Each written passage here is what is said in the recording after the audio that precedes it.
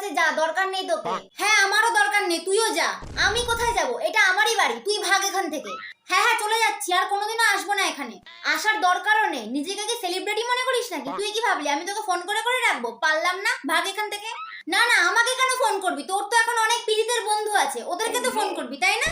হ্যাঁ হয়েছে তো, অনেক বন্ধু হয়েছে। কেন, তোরও তো অনেক বন্ধু হয়েছে। যা না, ওদের সাথে ঘুরতে যা, ওদেরকে ফোন করে করে নিজের দুঃখের কথা শোনা। যা না যা।